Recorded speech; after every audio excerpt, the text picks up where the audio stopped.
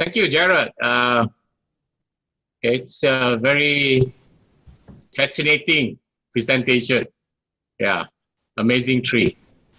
Thank you. Amazing grace. Good to see you again. Yeah.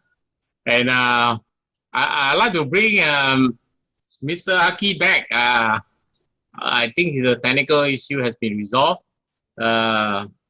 Mr. Aki, are you around? Are you still there? Yes. Yes. Good. Are you ready? Let them then switch to you, and you can share screen.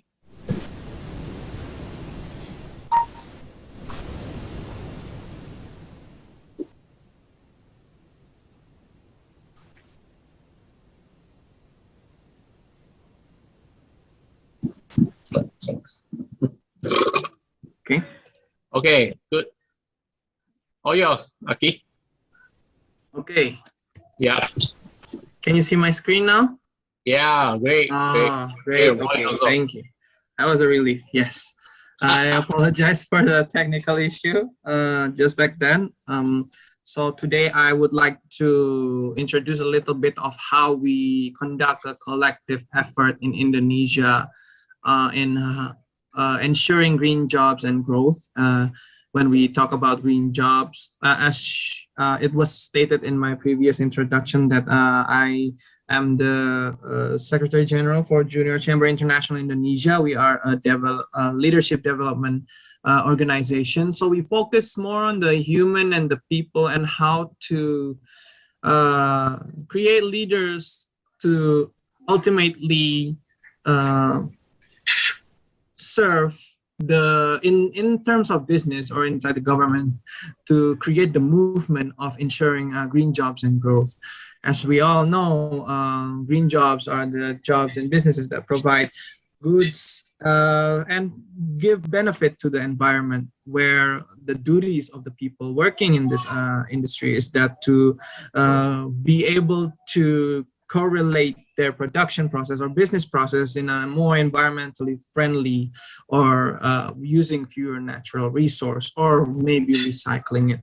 So it can be owned by any kind of company and any type of business, starting from startups, state-owned, non-governmental, governments, and a lot of different types of organization. And green jobs are very important because right now we are at the point, as is mentioned in this seminar, in this event multiple times, is that right now we are in the transition to a decarbonization-based economy that prioritizes environmental interest. Then the process needs to be accelerated. Well, in Indonesia, we are a country with a huge population. So in terms of natural resource, we have a lot of natural resource also, but then in terms of human, there are many effort in different kind of areas that has been conducted in order to make everyone understand how important this green job is to the impact, especially environmental impact that they give around the world. So due to the fact that we are a country with mostly probably 40% of our nation is comprised of productive age citizens. So we have a very young demographic in terms of who are moving the economy at the present.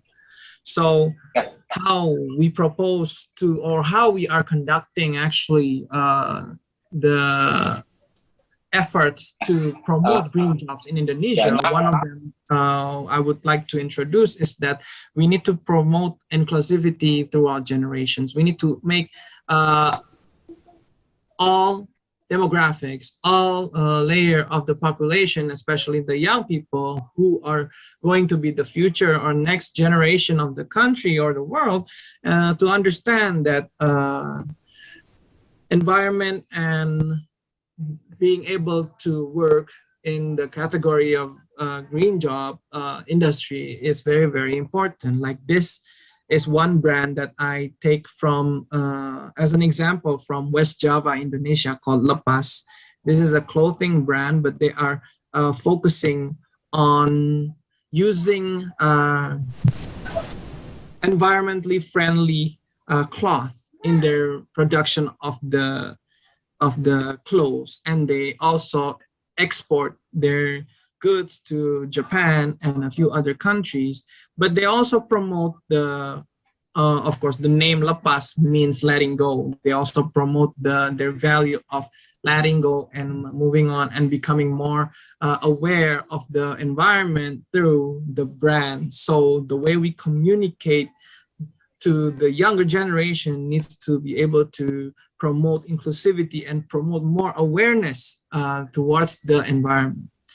And then second of all, another example that I'm giving you right now is that we, in Indonesia, of course, the most important way or how to make concrete result is to work in the grassroots level. So this is an example of a business that our members have in Bali. It's called Magot Bali Bersih. So they basically produce maggots in order to tackle the waste management issue. So they make maggot farms, and from scratch, this young group of people, they give education now to more than 200 villages in Bali so that they can produce their own maggots and then first of all, tackle the waste management issue, then make a business out of it. And in order to be able to create concrete result, we need to always have an eye on the grassroots level activity, whether it is being conducted thoroughly or not. Is the value being communicated properly to the grassroots level or not becomes the deciding factor of the success in promoting green jobs.